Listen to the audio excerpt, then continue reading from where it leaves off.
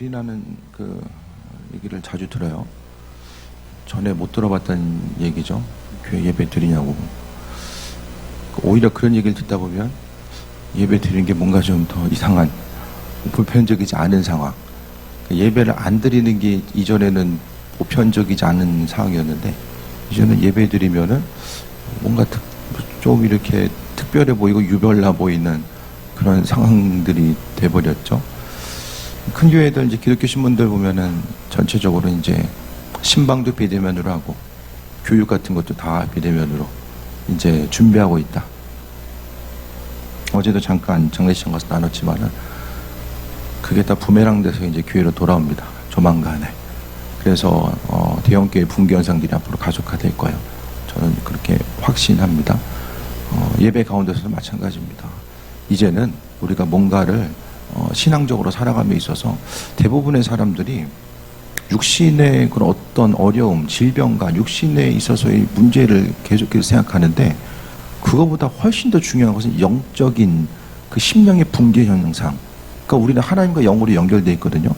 그 영이 손상되고 있다는 사실에 대해서 인식하지 못한다는 거예요. 중요한 것은 예배 시간에 예배의 자리에 나와서 하나님의 말씀 듣고 축복기도 받고 축도 받고 또 그것을 통해서 한 주간을 살아가는 힘과 능력을 구비하는 것. 그러니까 예배의 순간을 통해서 하나님은 너무나 많은 일들을 행하는 거예요.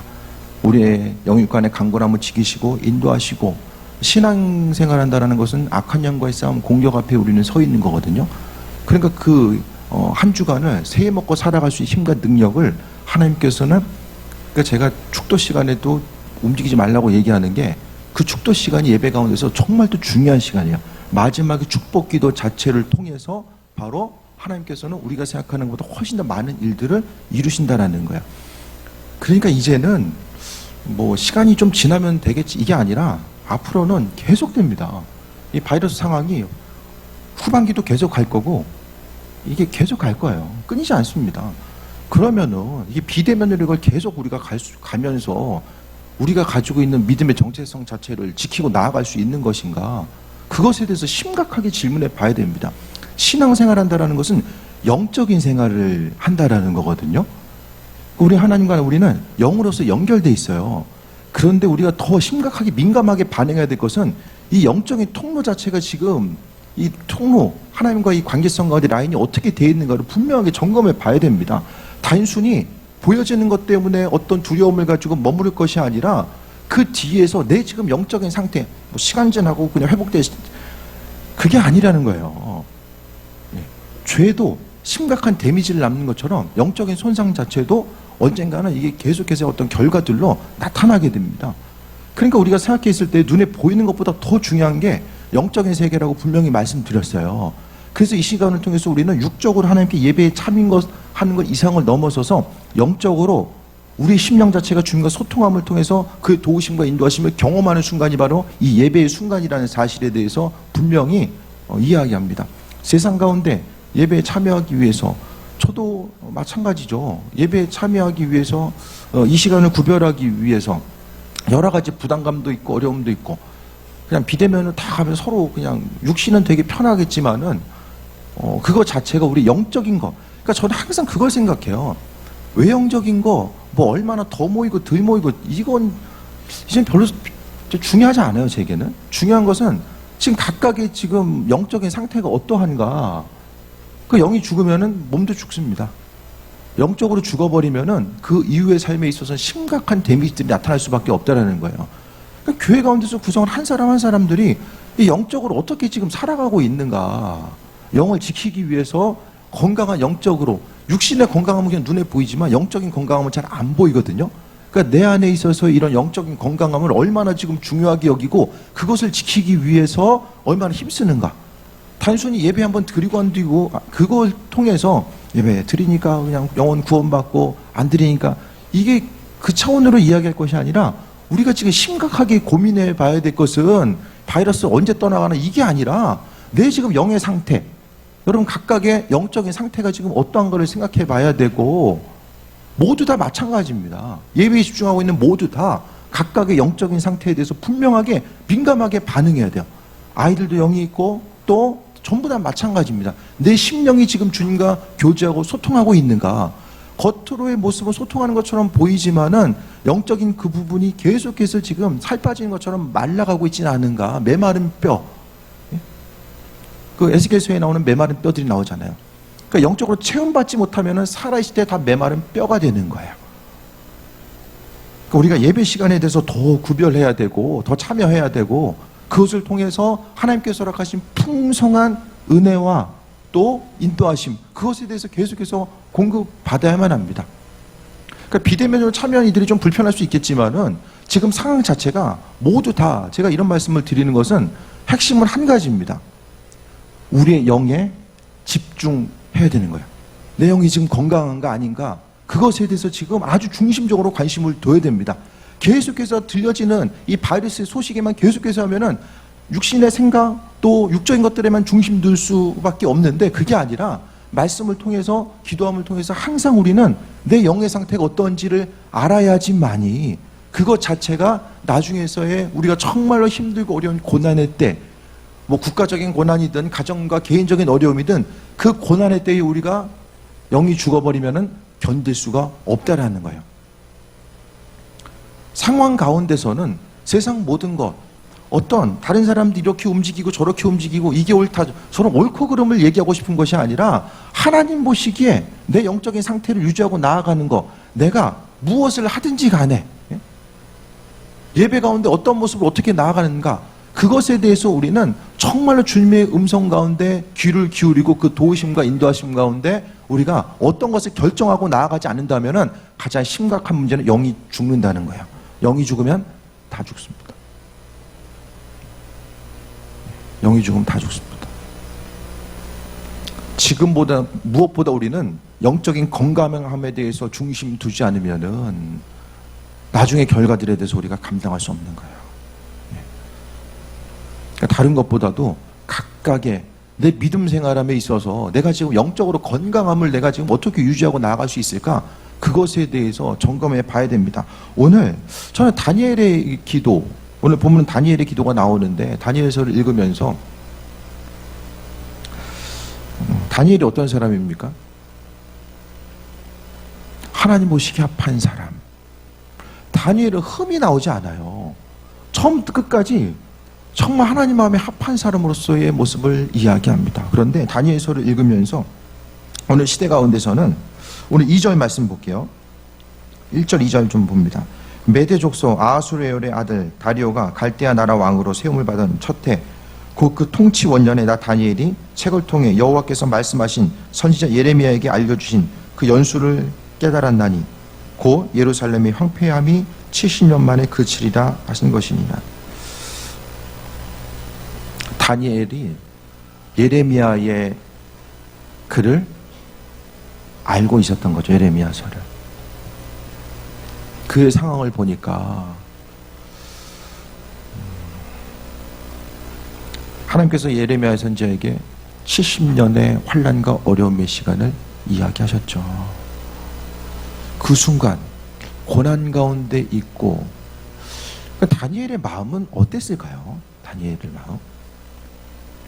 다니엘이 생각하는 하나님은 온 우주 만물을 창조하신 분, 세상 질서 가운데서 무에서 유를 이루시고 하나님의 백성들을 구별하시고 은혜로 이끄시고 함께 하시는 그분을 우리가 보잖아요. 근데 그렇게 위대하신 하나님의 백성으로서, 선택받은 백성으로서 인식되었던 그 이스라엘 민족들, 그들이 지금 뭐하고 있습니까? 남겨진 땅, 기존에 이제 공격받음으로 인하여서 남겨진 땅들은 주변 민족에 의해서 수탈당하고, 또 다니엘과 또 많은 사람들, 지도층들은 지금 바벨론으로 끌려와 있는 상태.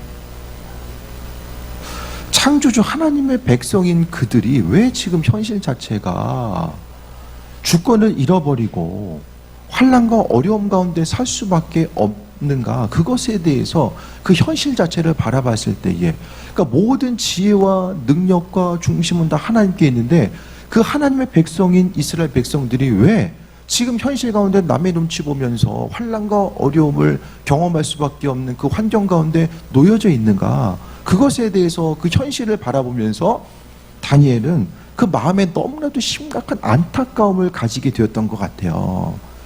그래서 하나님의 일꾼으로서의 온전한 삶을 살았던 그 다니엘이 주변 민족들 가운데서의 그 이스라엘 민족들을 보고서 생각하면서 하나님께 이전에는 이런 일들이 있으되 이제부터 하나님의 회복하심과 인도하심을 경험하길 원합니다라는 그 마음의 간절함이 담겨져 있는 것이 오늘 다니엘의 기도로서 나오게 됩니다. 3절에 내가 금식하며 베옷을 입고 죄를 덮어쓰고 주 하나님께 기도하며 간구하기를 결심하고, 그러니까 상황 자체가 이제는 보니까 하나님께서 약속하신 70년의 시간이 거의 다 된 거예요. 그래서 하나님 지금 뭐 하고 있냐면 하나님을 향해서 하나님 이렇게 약속하셨죠. 이전에 우리 민족들, 그러니까 죄는 하나님께서 오늘 본문 가운데 보게 되면은 하나님께서 죄를 기억하고 간직하셨다가 나중에 백성들에게 수치를 당하게 하셨다라고 말씀하고 있잖아요. 하나님 죄를 안 잊어버려요. 그러니까 우리가 하나님 은혜 가운데 죄를 용서받고 나아가는 거, 이 죄 용서를 아주 쉽고 간단하게 생각하지만 그게 아닙니다. 그리스도 예수께서 우리 죄를 용서하셨지만 용서받은 자로서의 온전한 삶, 죄로부터 피 흘리기까지 싸워 나아가라고 성경은 이야기하고 있거든요. 그러니까 이전에 그들이 망할 수밖에 없었던 것, 죄와 죄에 의한 결과로서 이스라엘 민족들은 멸망합니다. 그것에 대해서 그들이 이전에 행했던 것들, 죄는 오늘 그 이스라엘 민족들이 망할 때 예레미야 선지자 때가 이스라엘 그 남유다의 망함의 시대를 이야기하는데, 그때의 이제 현상들이 어떤 현상이 있었는가를 크게는 두 종류로 나눠서 볼 수 있어요. 첫 번째는 예배입니다. 제물 드려야 되는데 어떻게 합니까? 조만간에 죽을 것 같아. 비실비실 해가지고 얘는 좀 살려줘도 오래 못 갈 것 같아. 그러면은 그런 거 우선적으로 잡아가지고 하나님께 드리는 거예요. 그러니까 나중에는 어떤 법이 생기냐면은 딱 이제 일렬로 이제 양떼들을 놓고서 이제 지나가게 해요. 그래서 몇 번째 이렇게 걸리는 것들.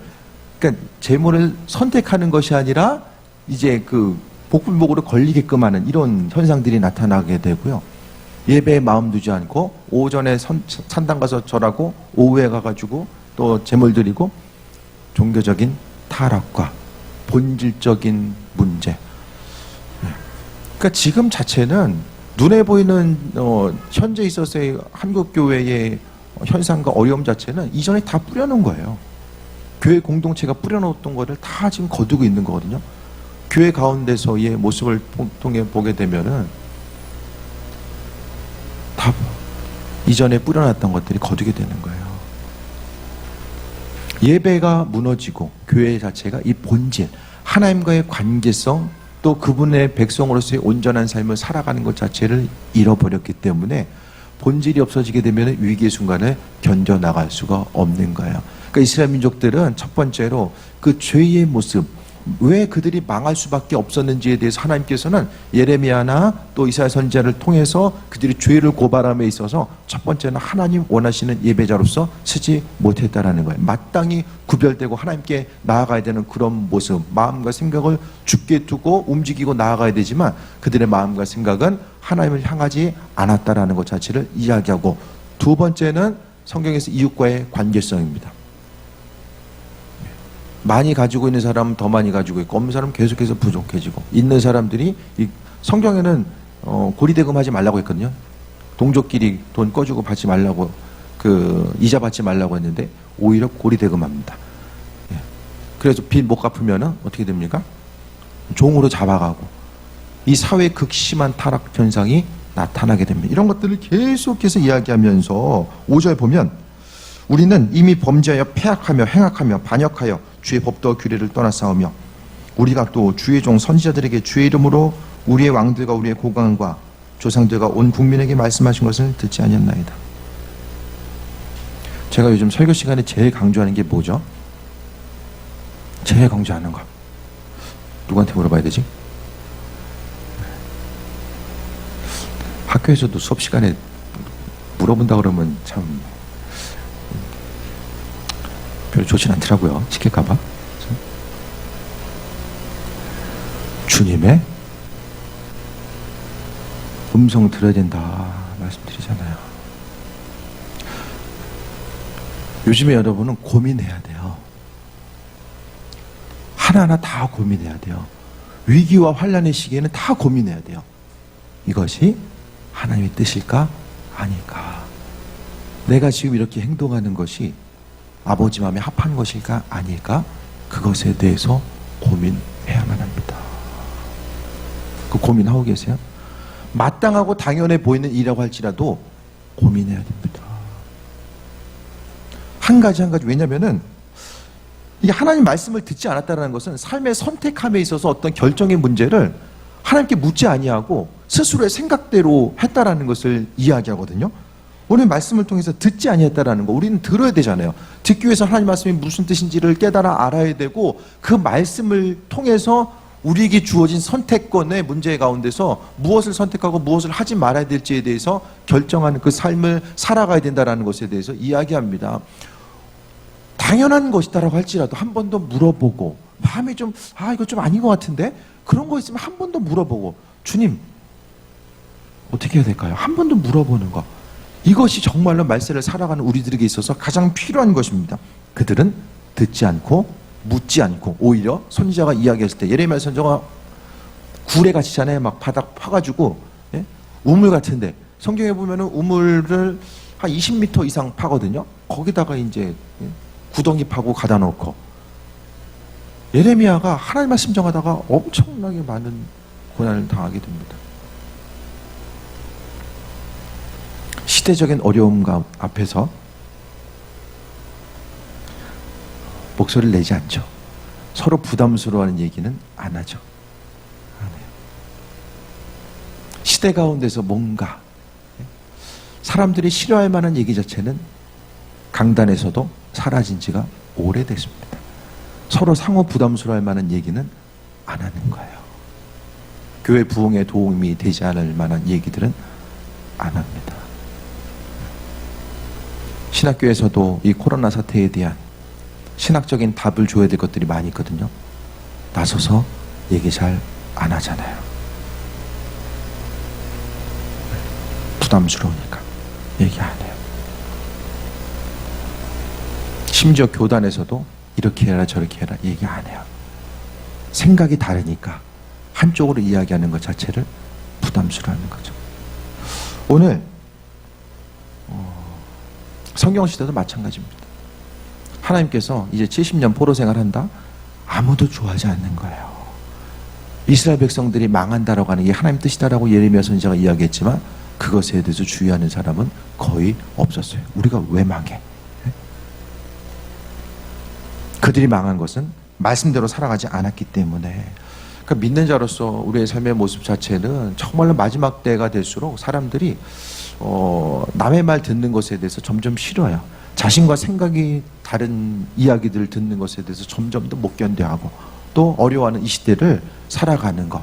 하지만 본문을 통해서 분명하게 하나님 말씀에 대해서 주의하고 살아갈 것에 대해서 이야기하는데, 사람 자체는 누구 말 듣는 거 싫어하니까 방법은 한 가지입니다. 하나님 말씀에 귀를 기울이고 그분께서 허락하시고 인도하심의 뜻이 무엇인지에 대해서 분별하면서 살아가는 것이 삶의 중심을 이루어야 됩니다. 11절에 온 이스라엘이 주의 율법을 범하고 치우쳐가서 주의 목소리를 듣지 아니하였으므로 이 저주가 우리에게 내렸으되 곧 하나님의 종 모세의 율법에는 기록된 맹생대로 되었사오니 이는 우리가 주께 범죄했음이니이다.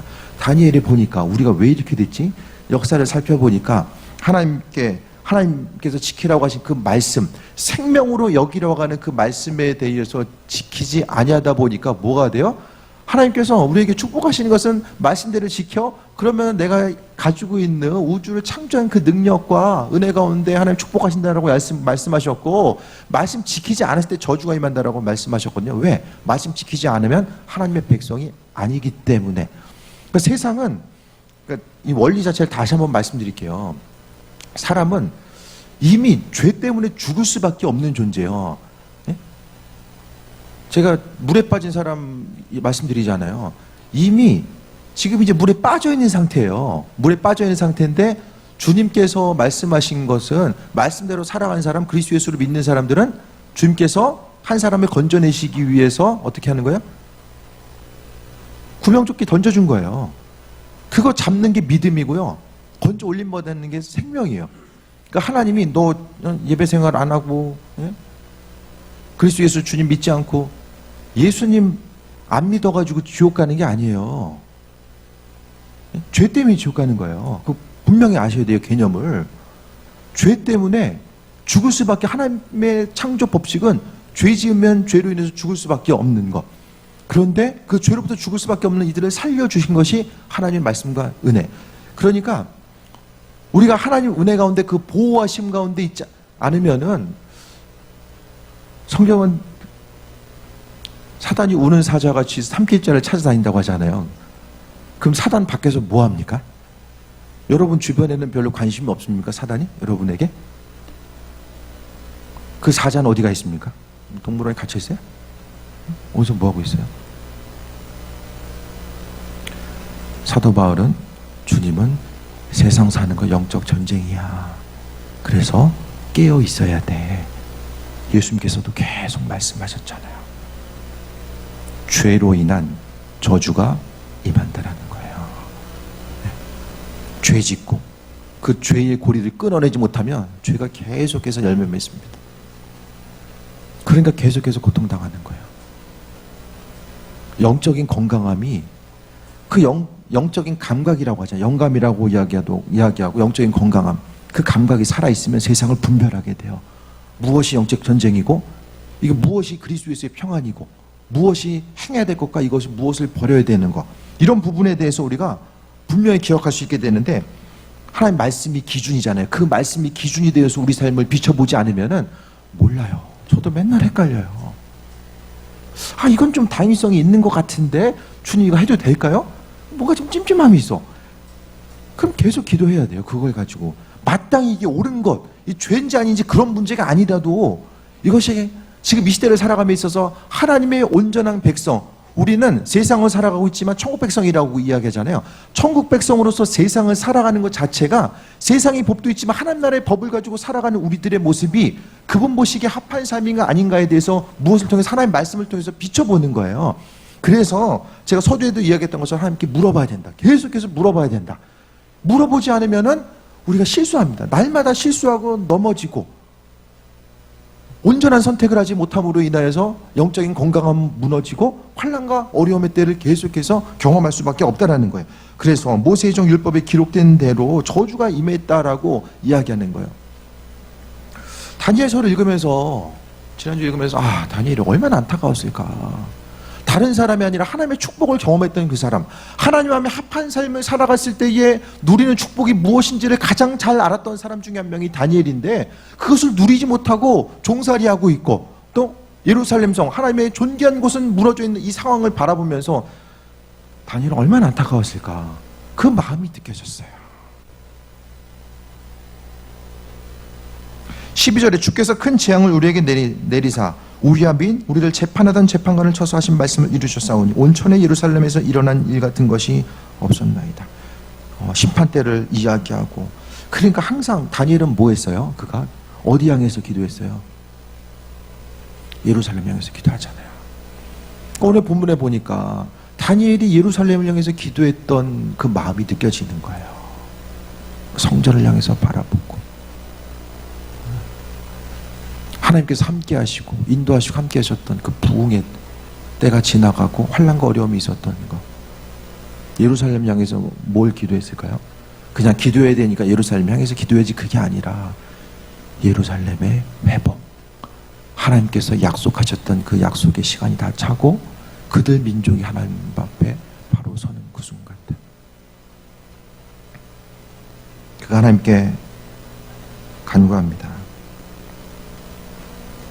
16절에 주여 구하옵나니 주는 주의 공의를 따라 주의 분노를 주의 성 예루살렘 주의 거룩한 산에서 떠나게 하옵소서.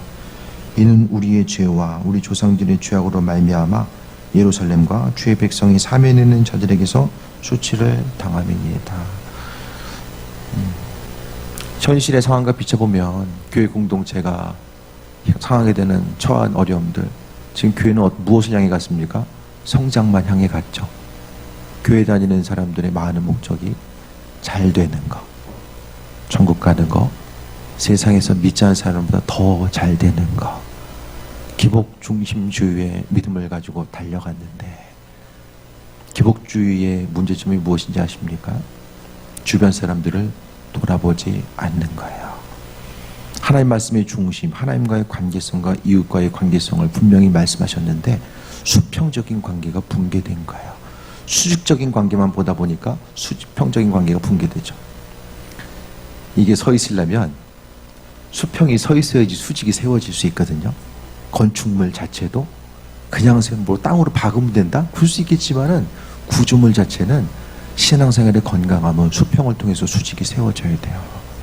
온전한 신앙인의 모습은 그려야 되는데 이것 자체에 중심 두지 아니하고 오로지 우리 교회 잘 되고 내가 잘 되고 거기에 중심 두다 보니까 그 결과가 오늘 다니엘의 시대처럼 그것을 우리가 지금 경험하고 있는 거예요. 만약에 수평적인 관계성을 더 돌아봤으면 환난과 어려움의 시기에 교회 공동체가 모이는 것 때문에 사람들이 책망하진 않았을 거예요. 왜? 교회 공동체가 존재해야지만이 사회가 더 밝아지고 그로 인해서 더욱더 기쁨과 평안한 일들이 좀 더 행복한 세상이 만들어질 수 있다는 그것에 대해서 모두가 인식하고 있으며 왜 사람들이 예배 때문에 부담을 주는 일들이 나타날까요? 하나님을 향해서 진노가 떠나가게 해달라는 것을 이야기하고 있고 우리가 이 시대를 살아가면서 정말 한국 교회 상황들에 대해서도 돌아보고 이제는 정말 진정한 부흥의 때가 오기를 간구해야만 합니다. 17절에 그러한 중 우리 하나님이여 지금 주의 종의 기도와 간구를 들으시고 주를 위하여 주의 얼굴빛을 주의 황폐한 성소에 비추시옵소서. 성경에서 가장 큰 저주는 하나님이 얼굴빛을 비추지 않는 것, 하나님이 시선을 마주하지 않는 것. 좀 더 쉽게 이야기하면 하나님이 우리의 삶에 관심을 기울이지 않는 거예요. 내가 무엇을 하든지 간에 하나님이 우리의 삶의 여정 가운데 관심이 없어요. 무엇으로 인해서? 죄 때문에. 죄로 인해서 저주받은 삶은 바로 하나님이 그의 삶을 더 이상 주목하지 않는다라는 거예요. 그것이 바로 삶에 있어서의 최고의 저주입니다. 제가 서두에 말씀드린 거, 영적인 건강함은 오직 그리스도 예수 주님과의 관계성 때문에 영적인 건강함이 이루어지거든요. 내 안에 그리스도 예수, 그분께 묻고 답을 구하는 그 관계성이 없으면, 그러니까 예수님이, 그러니까 하나님이 죄된 우리를 바라보시고 그 얼굴빛을 우리에게 비춰주시는 것은 예수님 때문에 비춰주세요. 그러니까 내 안에 주님의 자리가 없고 육적으로 채워지고 영적인 건강함이 상실되고 내 안에 주님의 자리가 없으면 하나님이 더 이상 우리의 삶을 주목하지 않는다라는 것을 성경은 이야기합니다. 내가 손만 뻗으면 언제든지 주님께서는 내 손을 잡아주실 거야.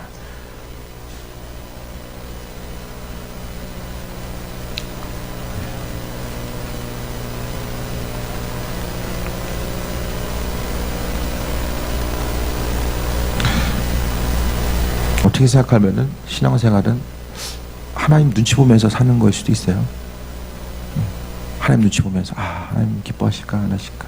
초반에는 눈치 보는 게 좀 힘들고 짜증도 나고 어렵지만 나중에는 그분 눈치 보면서 사는 것이 세상 눈치 보지 않고 살아갈 수 있는 방법이라는 사실을 깨달아 아니까 그분 안에서의 기쁨과 소망함을 누리게 되는 거죠. 제가 염려하는 것은 여러분의 영적인 건강함이에요. 제가 몇 명 교회에 놓고 기도한다고요? 까먹었어요? 500명. 뭐 비웃어도 뭐 소용없어요. 어쨌든 저는 기도하니까.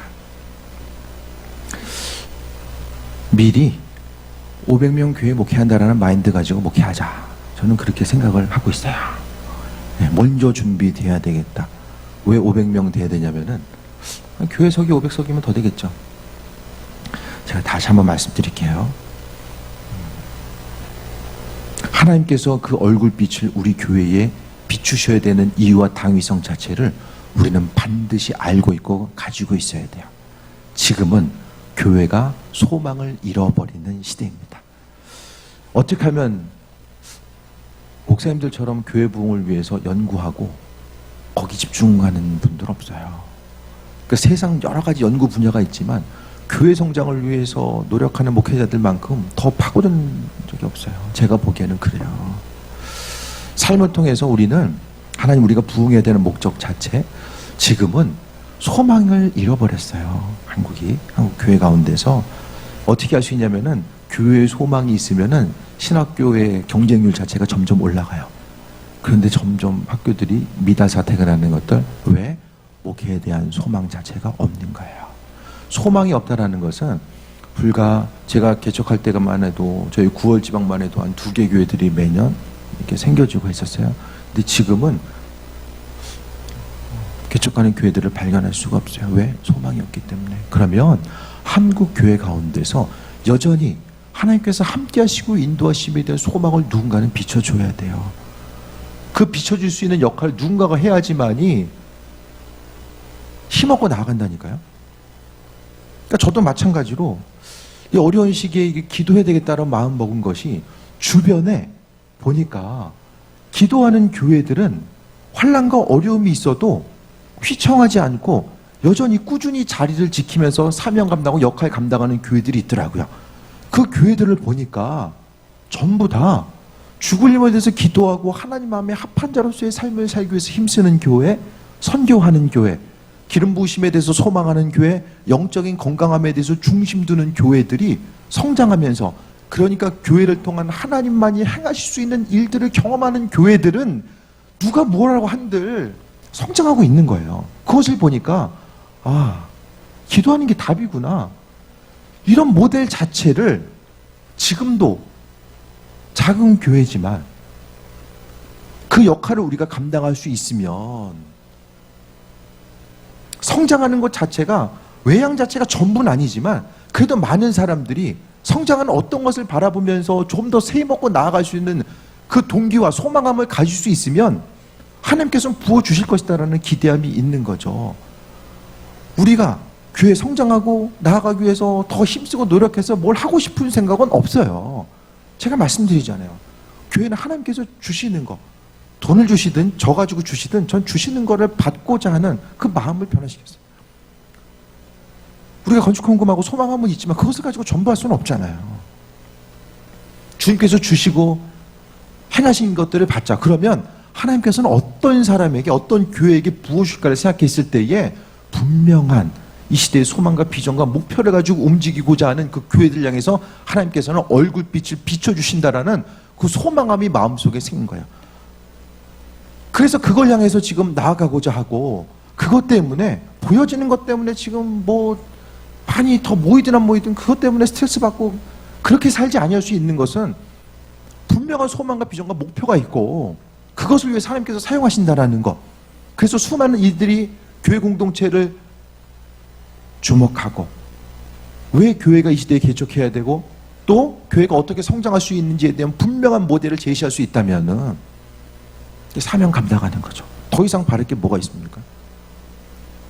하나님이 그 일을 위해서 얼굴빛을 우리에게 비춰주시는 거예요. 기도 제목이 응답되고 부의 이동을 하나님께서 허락하신 이유도 그것 때문에 하나님께서 허락하실 거예요. 우리 분명한 목적이 있기 때문에. 저는 그 일들을 교회 공동체 가운데 소망 가지고 함께 기도하는 이들과 함께 그것을 이루고 싶어요. 가정이 하나님께서 그 일들을 행하시기 때문에 그 가정을 믿음의 명문 가문으로 삼아주시고 인도하시고, 간신히 이거 죽도록 일해가지고 이거 조금 더 누구에게 물려주고 이런 상황과 패턴이 아니라, 내가 죽을 힘을 다해서 땀 흘려가지고, 그게 아니라 정말 주일의 존귀하게 쓰임받음으로 인해서 그분 허락하신 은혜와 인도하심, 그게 되기 위해서 서두에 말씀드렸던 것처럼 어떻게 하면 하나님 말씀에 마음이 합한 자가 될 수 있을까? 저는 교회 공동체가 기적의 공동체 되길 원해요. 하나님만이 행할 수 있는 일들을, 그것을 이제는 더 경험하길 원합니다라고 말해요. 그냥 일상생활 가운데서 하나님께서 잔잔함 가운데 행하셨던 수많은 일들이 있지만, 이제는 하나님께서 하나님만이 행하실 수 있는 그 일들을, 다니엘에게 행하셨던 그 하나님의 놀라운 역사와 일들이 교회 공동체 가운데 이루어질 줄 믿고 그 그림을 보면서 저는 선포하고 나아가요. 하나님께서는 이 일들을 하십니다.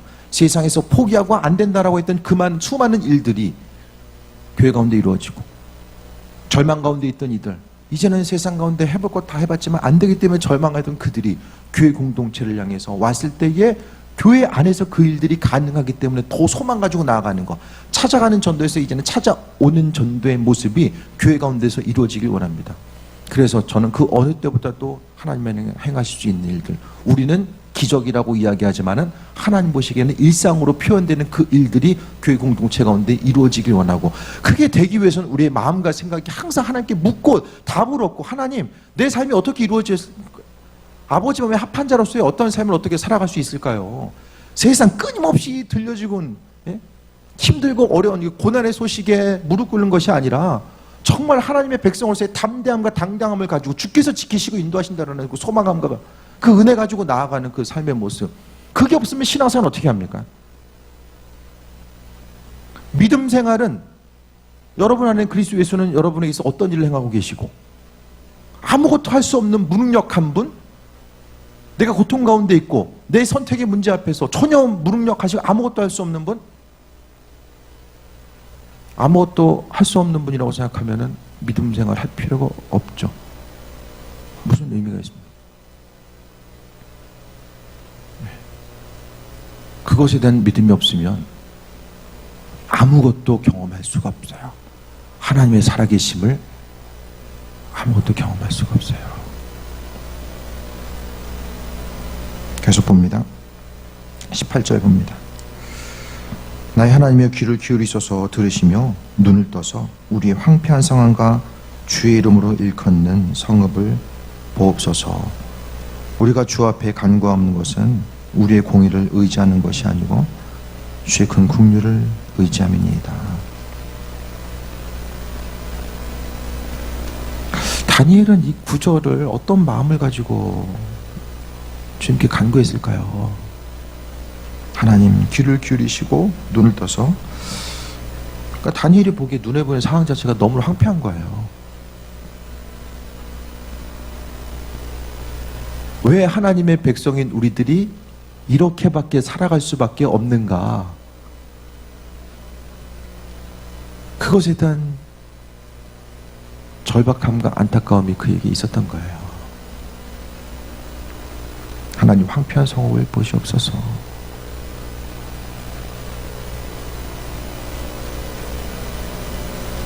교회 공동체 가운데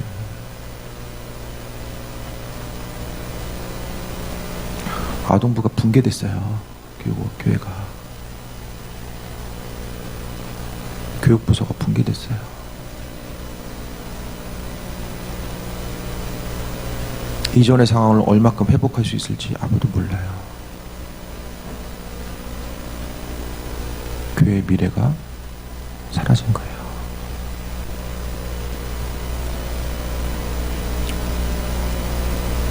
그게 황폐한 거예요. 황폐한 거.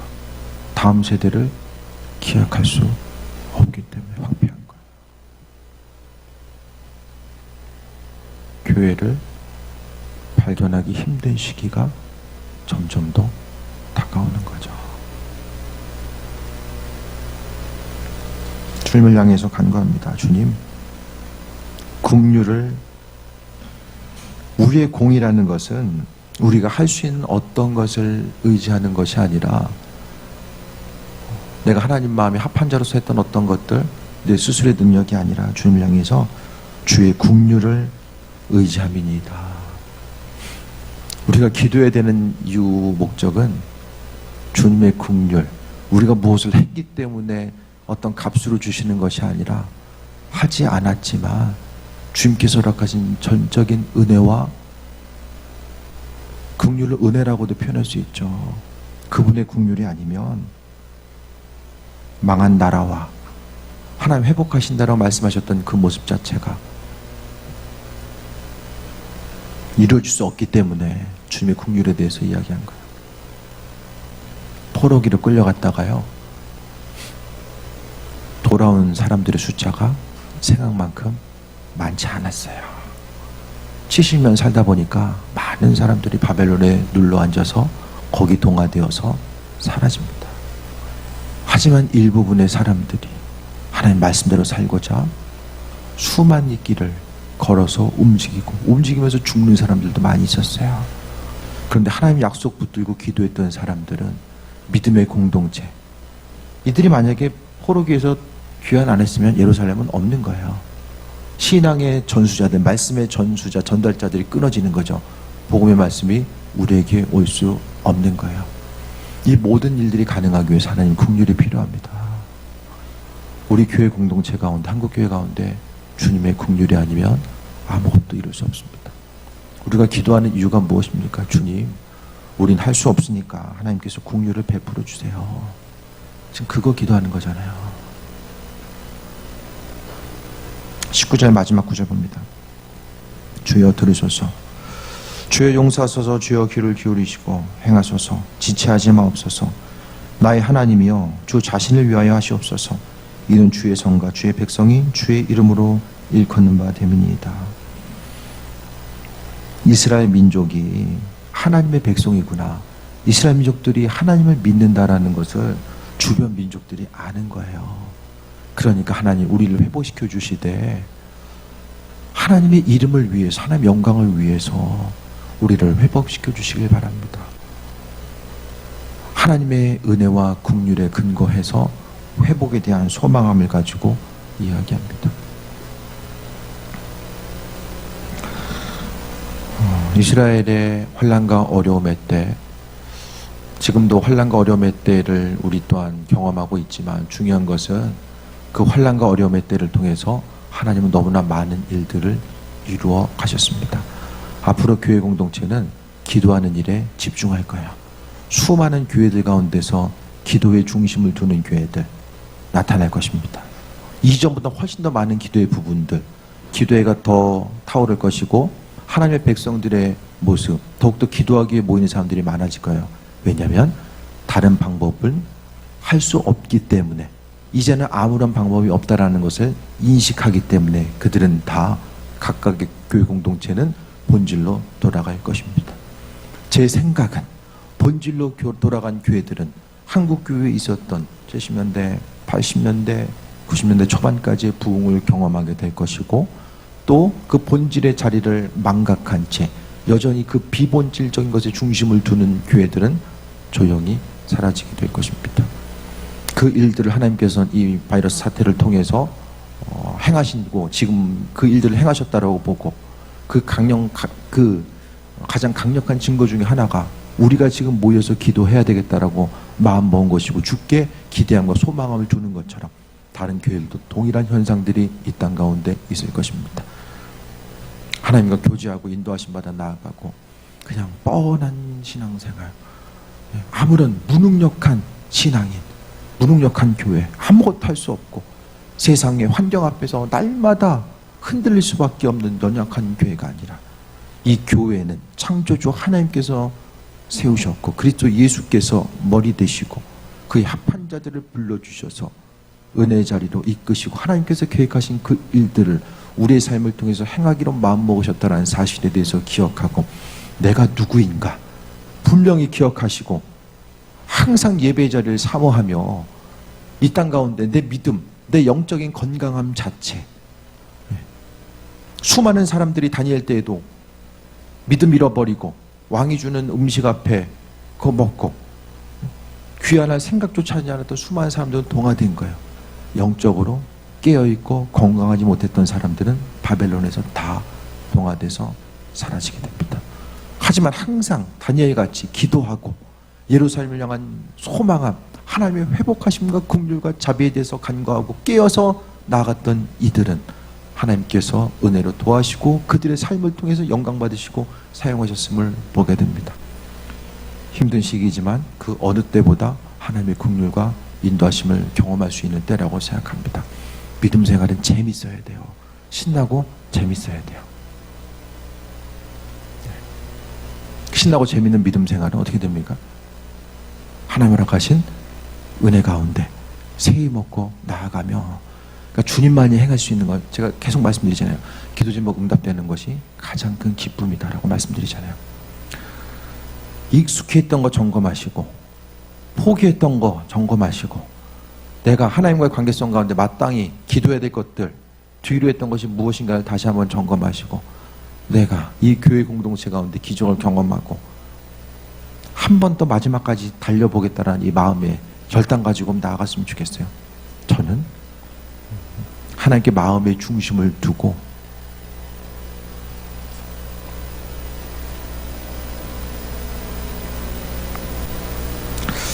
참, 이런 말을 드려서 죄송한데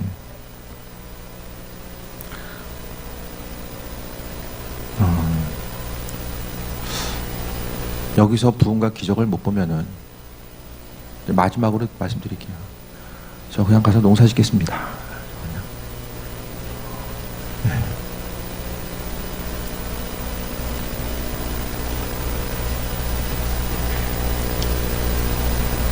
그만큼 좀 절박한 거예요.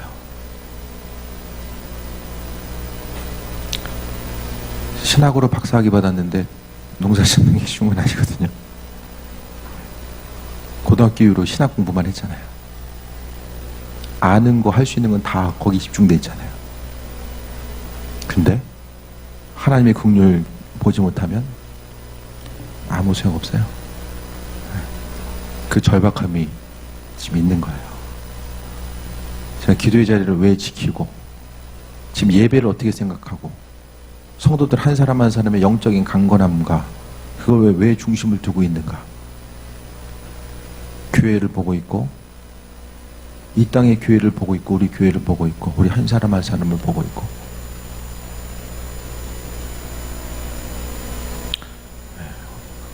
오래 기다리고 싶진 않아요. 그렇기 때문에 더 간절히 기도하고 기도의 자리를 사모하는 거예요. 오늘 많은 말씀 드렸지만 어쨌든 다니엘이 가졌었던 세상을 향해 하나님의 백성으로서 마땅히 누리고 경험해야 될 것들을 누리지 못하고 죄 때문에 멸망 가운데 있는 그들을 향해서 오늘 다니엘이 이야기하는 기도하는 모습을 통해서 그 다니엘의 마음이 느껴졌고 오늘 주신 말씀 가운데 우리가 생명 가운데 어떻게 나아갈 수 있을까 다시 한번 고민하고 이 땅에 무너져 있는 하나님의 백성으로서의 그 삶의 모습 자체 그것이 어떻게 세워져서 세상의 빛과 소금 역할을 감당할 수 있을까 이제는 더 정확히 고민하고 그것에 대해서 묻지 않으면은 우리가 믿음 지킬 수 없다는 사실을 다시 한번 기억하시고 작은 것 하나라도 주님께 묻고 답을 얻고 삶을 이 시대에 어떻게 살아가야 될까 세상 두려움 가운데 어떻게 살아가야 될까 그래서 어떻게 이기는 삶을 살 수 있을까 다시 한번 점검하고 승리하는 귀한 삶 되시길 축원드립니다. 주신 말씀 기억하며 잠시 기도합니다.